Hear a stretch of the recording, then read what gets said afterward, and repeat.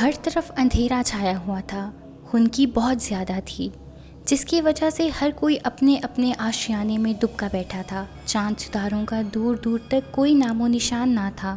اس سرد اور اندھیری رات میں ایک شخص ہاتھ میں ٹارچ لیے تیز تیز قدم اٹھاتا ایک سمت میں چلا جا رہا تھا۔ اس کا رخ عیسائیوں کے قبرستان کی طرف تھا۔ اس نے کندھے پر ایک بوری لٹکا رکھی تھی۔ وہ اپنی تیز نظروں سے ارد گرد کا جائزہ لے رہا تھا۔ پھر جب اس کی منزل نزدیک آئی تو رک کر اس نے آس پاس موجود چیزوں کو غور سے دیکھا اور پھر قبرستان کے دروازے کو دھکیل کر اندر چلا آیا۔ دروازے پر کسی قسم کا کوئی تالا نہیں لگا ہوا تھا، اس لیے اس سے قبرستان میں داخل ہونے کے لیے کسی مشکل کا سامنا نہ کرنا پڑا۔ وہ آرام سے اندر چلا آیا۔ اس شخص کا نام علی تھا اور وہ نہایت رحم دل اور بہادر واقع ہوا تھا۔ وہ بستی میں اپنے بوڑھے باپ کے ساتھ رہتا تھا۔ اس کی عمر 21 برس تھی۔ اتنی کم عمر میں بھی وہ سب کے کام آتا تھا۔ بستی میں سب آرام و سکون کی زندگی بسر کر رہے تھے۔ جہاں کسی کو علی کی ضرورت ہوتی، علی ضرور ان کی مدد کرتا تھا۔ ایسے میں نہ جانے بستی کو کس کی نظر لگ گئی کہ بستی میں موجود عیسائیوں کے قبرستان سے بستی کے ایک غریب مزدور کی ادھڑی ہوئی لاش ملی، جو کہ بہت ہی بری حالت میں تھی۔ لاش کو دیکھ کر یوں لگتا تھا کہ اسے مرے ہوئے کم از کم 10 گھنٹے ہو چکے ہیں۔ اس سے مراد یہ تھی کہ یہ شخص کم از کم رات کے 12 بجے قتل ہوا ہے۔ مگر اس کو کس نے قتل کیا؟ ابھی سب کے ذہن میں ہی یہ سوال گونج رہا تھا کہ دوسری رات گاؤں سے پھر ایک شخص غائب ہو گیا اور صبح اس کی لاش بھی عیسائیوں کے قبرستان میں سے ملی۔ اس لاش کی حالت دیکھ کر بھی یوں اندازہ ہوتا تھا جیسے اسے مرے ہوئے تقریباً 10 گھنٹے ہو چکے ہیں۔ گاؤں میں ان 2 قتلوں کی وجہ سے خوف و ہراس پھیل چکا تھا اور دونوں قتل اتنے گھناؤنے انداز میں کیے گئے تھے کہ دیکھنے والوں پر جھرجھری طاری ہو جاتی تھی۔ قاتل کا سراغ لگانے کی ہر ممکن کوشش کی گئی مگر قاتل کا پتہ نہیں چل رہا تھا۔ ہر شخص کے چہرے پر خوف تھا۔ اس سے پہلے ایسا کوئی واقعہ اس گاؤں میں نہیں ہوا تھا۔ جس طرح قتل ہوئے تھے اس سے ہر شخص اندازہ لگا سکتا تھا کہ قاتل انتہائی درندہ صفت انسان ہے۔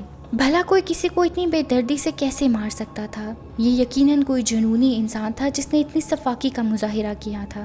گاؤں والے بڑے پریشان تھے۔ یہاں تو کسی کی کسی کے ساتھ کوئی دشمنی نہیں تھی۔ اب گاؤں والے ہوشیار ہو گئے اور قاتل کا سراغ لگانے پر تل گئے۔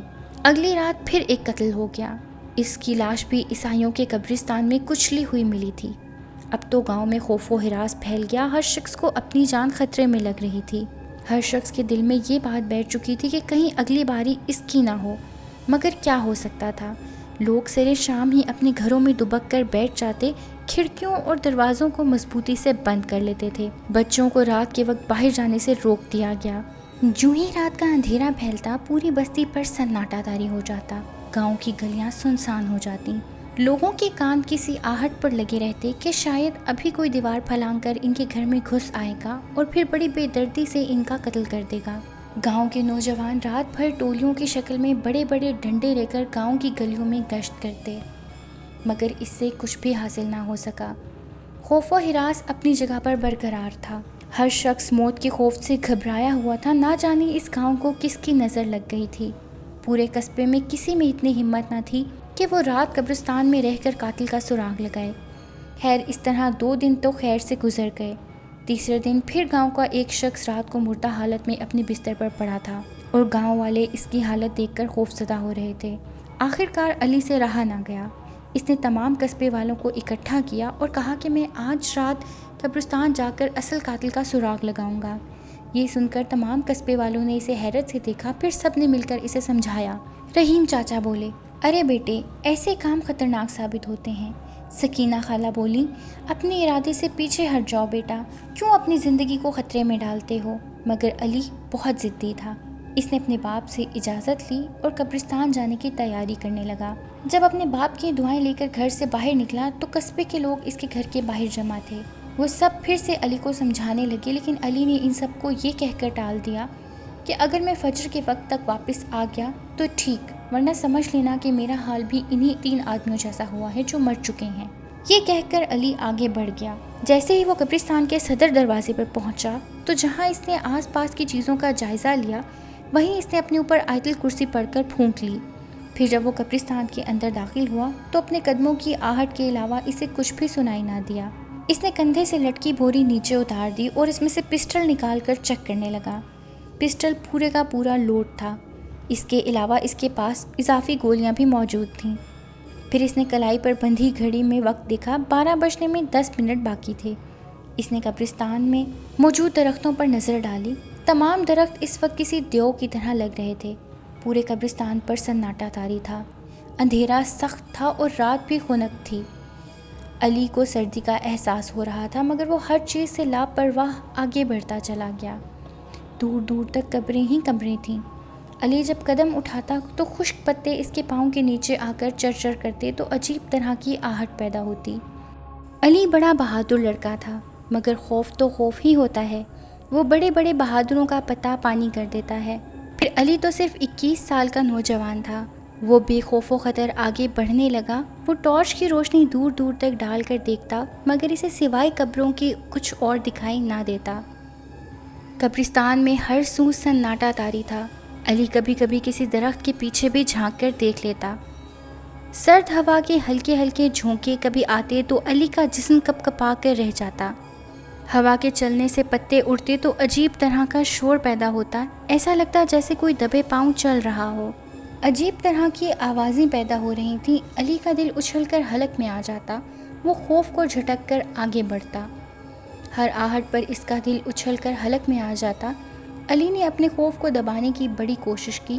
وہ ٹارچ کی روشنی ادھر ادھر مارتے ہوئے آگے بڑھ رہا تھا، مگر اسے وہاں کوئی ایسی چیز نہ ملی جس سے قاتل کا سراغ مل سکتا۔ قاتل قبرستان میں کہیں نہیں تھا۔ علی کو اپنی ساری محنت ضائع ہوتی نظر آ رہی تھی۔ علی کا دل پکار پکار کر کہہ رہا تھا کہ ان قتلوں کا سراغ اگر مل سکتا ہے تو اسی قبرستان میں۔ علی مسلسل چلتا جا رہا تھا اور پیڑوں کے پتے جب علی کے جوتوں کے نیچے آتے تو ان میں سے ایسی آہٹیں پیدا ہو رہی تھیں جیسے نہ جانے کتنی بدروحیں اس کے ہم قدم ہوں۔ علی نے ان آوازوں کو نظر انداز کیا اور ٹارچ روشن کیے ہوئے بیٹھنے کے لیے کوئی مناسب جگہ تلاش کرنے لگا۔ اتنے میں اسے ایک چیز اڑتی ہوئی نظر آئی جو اس سے ٹکراتی ہوئی اڑ گئی۔ بوکھلاہٹ میں علی نے فائر کھول دیا۔ نشانہ اپنے ہدف پر لگا اور وہ چیز وہیں ڈھیر ہو گئی۔ علی نے جس چیز کو ہدف بنایا تھا، اس کے قریب جا کر جب اس نے اس کا جائزہ لیا تو اس کی ہنسی نکل گئی۔ جس چیز کو بوکھلاہٹ میں اس نے نشانہ بنایا تھا وہ دراصل ایک چمگادڑ تھی۔ علی نے کہا لگایا۔ اسی وقت اسے اپنے پیچھے ایک نسوانی آواز سنائی دی۔ جب اس نے پیچھے مڑ کر دیکھا تو وہ حیران رہ گیا۔ یہ 3 خوبصورت عورتیں تھیں، مگر علی کی چھٹی حس نے اسے خبردار کیا اور بتایا کہ ہوش میں رہو، یہ 3 بدروحیں ہیں۔ ابھی یہ آواز اس کے دماغ میں گونج ہی رہی تھی کہ تینوں عورتوں میں سے ایک بولی، تم میری مدد کرو گے؟ دراصل ہم مسلمان ہیں، مگر بدقسمتی سے اس قبرستان میں دفن ہوئی ہیں۔ اگر تم ہمارے مردہ جسموں کو یہاں سے نکال کر ہمیں مسلمانوں کے قبرستان میں دفن کر دو گے تو ہم تمہاری مدد کریں گے۔ مگر میں تمہاری کیا مدد کر سکتا ہوں؟ علی نے پوچھا۔ عورت نے جواب دیا، دراصل یہاں عیسائیوں کے قبرستان میں ہمارے مردہ جسم ہیں، تم انہیں یہاں سے نکال کر لے جاؤ اور پورے اسلامی طریقے کے ساتھ مسلمانوں کے قبرستان میں دفن کر دو۔ اس طرح سے ہماری بے چین روحوں کو قرار ملے گا اور ہم اس فانی دنیا کو چھوڑ کر اپنے ابدی سفر پر روانہ ہو جائیں گی۔ علی نے پوچھا، مگر تم لوگوں نے مجھے ہی کیوں منتخب کیا اپنے اس کام کے لیے؟ کسی اور سے بھی تو یہ کام کروایا جا سکتا تھا۔ اس عورت نے جواب دیا، تم ایک اچھے انسان ہو۔ علی نے پوچھا، تم یہ کیسے کہہ سکتی ہو؟ اس عورت نے جواب دیا، کیونکہ تمہارے دل میں انسانیت کا درد ہے۔ تم اپنی جان خطرے میں ڈال کر یہاں آئے، حتیٰ کہ تم جانتے تھے کہ یہاں پہلے بھی قتل ہو چکے ہیں۔ علی نے جواب دیا، ہاں، مگر یہ سب کچھ میں اپنے قصبے کے لوگوں کے لیے کر رہا ہوں۔ مگر کیا تم ہماری مدد کرو گے؟ اس عورت نے پوچھا۔ علی نے جواب دیا، ہاں، مگر تم لوگ یہاں کیسے دفن ہوئی؟ اس عورت نے جواب دیا، دراصل ہمارے گھر کے قریب ہی ایک عیسائی شخص رہتا تھا، وہ کبھی بھی اپنے گھر سے باہر نہیں نکلتا تھا، مگر پھر اچانک ہی وہ اپنے گھر سے باہر نکلا اور اس نے ادھر ادھر اپنے تعلقات بنانا شروع کر دیے۔ پھر ایک دن وہ ہمارے گھر بھی آیا۔ اس نے آتے ہی ہمیں اپنی چکنی چپڑی باتوں میں پھنسا لیا اور کہنے لگا کہ اس دنیا میں اس کا کوئی نہیں ہے۔ اس کے ماں باپ ایک ٹریفک حادثے کا شکار ہو کر یہ دنیا چھوڑ گئے ہیں، اور پھر اسے کوئی پراسرار بیماری ہو گئی جس کے چلتے ڈاکٹر نے کہا کہ اسے کھلی فضا میں ایک مدت تک نہیں جانا۔ اگر وہ کھلی فضا میں گیا تو اس کی بیماری کے وائرس کسی دوسرے کو بھی لگ سکتے ہیں۔ اسی وجہ سے اس نے گھر سے باہر نکلنا بند کر دیا۔ بس اتنے عرصے اپنے گھر میں تنہا بیٹھا باہر سے آنے والی آہٹوں کو سنتا رہا۔ میری امی نے پوچھا، تم اتنے عرصے تک کیا کھاتے پیتے رہے؟ اس نے جواب دیا، مجھے ڈاکٹر نے کچھ کھانے سے منع کر دیا تھا۔